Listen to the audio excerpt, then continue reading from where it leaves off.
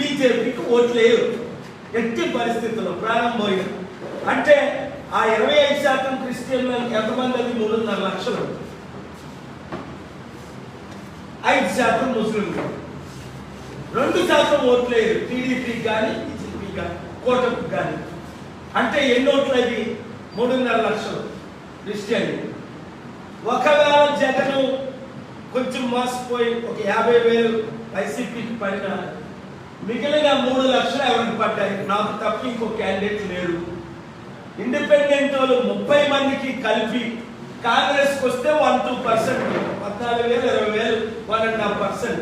తత్వా 30 మంది ఇండిపెండెంట్ క్యాండిడేట్లకి కలిపి 30,000 రాదని వాళ్ళే చెప్తున్నారు నిలబడిన క్యాండిడేట్లే. సో ఈ 2.5 అనుకుందాం ఎవరికి పడ్డాయి? నాకు తప్ప క్రిస్టియన్స్ అందరినీ మీరు అడగండి. ఓకే, ముస్లింలు 5%, 70,000. బీజేపీకి 1-2% వేరు. ఝాన్సీ అంటే ఎవరికి తెలియదు. తెలిసిన వారు అది అవినీతి కుటుంబం అని కంక్లూజన్కి వచ్చారు. విజయనగరం దోచుకొని ఇక్కడికి వచ్చిన వాళ్ళు మనం ఎందుకు రా ఓట్లేదు? మనకి ఇప్పుడు ఆప్షన్ ఉంది కదా.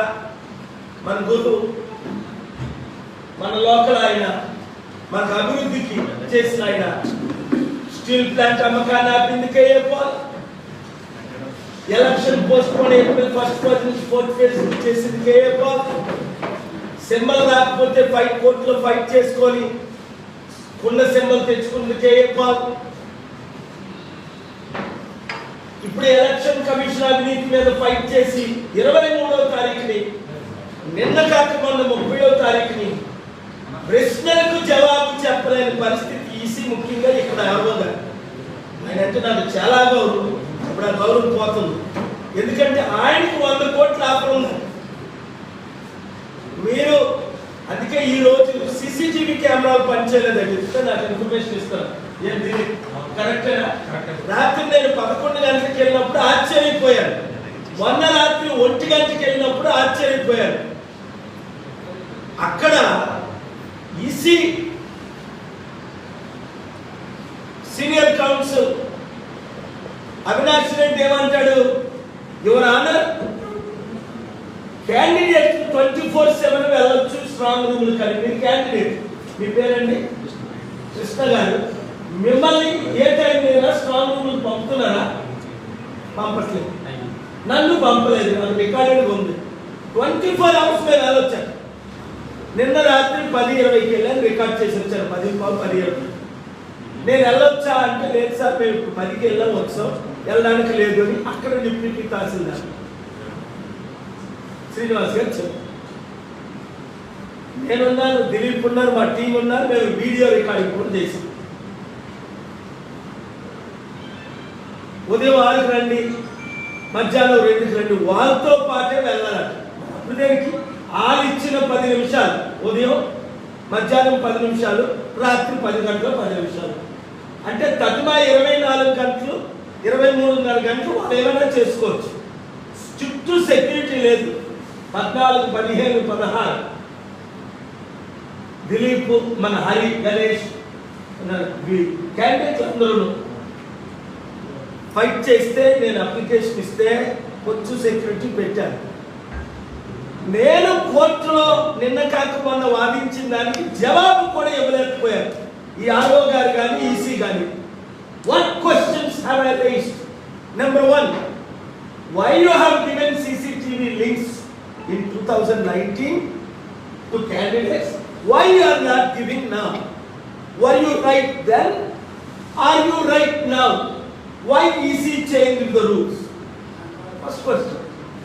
అప్పుడు సీసీటీవీ లింకులు ఎందుకు ఇచ్చారు, ఇప్పుడు ఎందుకు ఇవ్వట్లేదు? మీరు అప్పుడు తప్పు చేశారా, ఇప్పుడు తప్పు చేస్తున్నారా? క్యాండిడేట్లు అందరూ అడుగుతున్నా. 20 మంది సంతకాలు పెట్టాం. 2, సీసీటీవీ కెమెరాలు వెనకలు ఎందుకు పెట్టలేదు, ముందునే ఎందుకు పెట్టారు? నిన్న కూడా ఆఫీసర్స్ అడిగాను. నేను నిన్న వెళ్ళాను, మొన్న వెళ్ళాను, ఇప్పటికి 7 సార్లు వెళ్ళాను.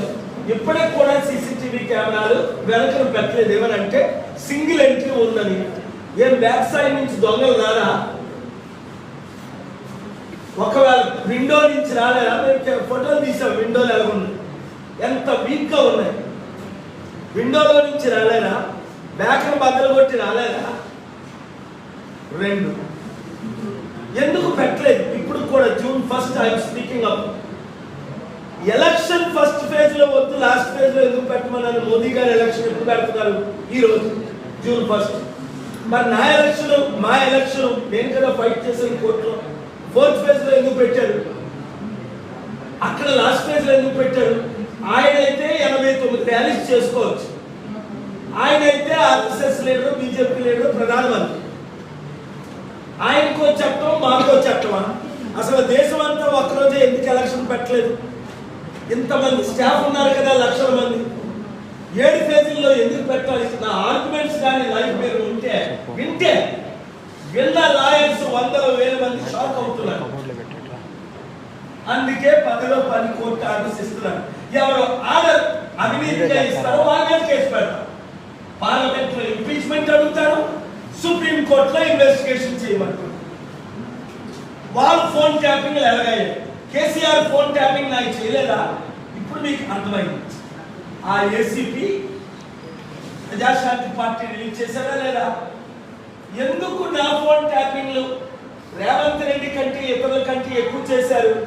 నేను ఒక్కడే కేసీఆర్ పై కేసు వేసి గెలిచాను. ఫిబ్రవరి 15 ఆయన పుట్టినరోజు ఎందుకు చేసుకోవాలి? ఇది గవర్నమెంట్ డబ్బుతో కట్టినది. అంబేద్కర్ ఏప్రిల్ 14 పుట్టినరోజున ఎందుకు చేయకూడదని 5 సార్లు ఆర్గ్యూ చేసి సెక్రటరియట్ ఓపెన్ చేయకుంటే ఎవరైనా చేస్తారా? జేడీ లక్ష్మణ్ నాకు టెక్స్ట్ పెట్టారు, ఆయన ఛాలెంజింగ్, మీరు ఈ కేసు గెలవలేదు, ఆయన ఎగ్జాక్ట్ అని నాకు టెక్స్ట్ పెట్టాడు తమ్ముడు. ఆయన షాక్ అయిపోయాడు, ఎలా నేను ఆర్గ్యూ చేసి పోస్ట్పోన్ చేయించాను. ఫామ్ హౌస్ 4 ఎమ్మెల్యేది సిట్ ఎంక్వైరీ అంటే లోకల్ ఎంక్వైరీ చేస్తే కుదరదు, సిబిఐ ఎంక్వైరీ చేయాలి. చీఫ్ జస్టిస్ బుయాన్ 100 కోట్ల 1000 కోట్లు తీసుకున్నాడని అల్టిమేట్ ఇచ్చారు ఓపెన్ ప్రెస్ లో. 30 రోజులు టైం ఇస్తానన్నాను, 2 వారాల్లో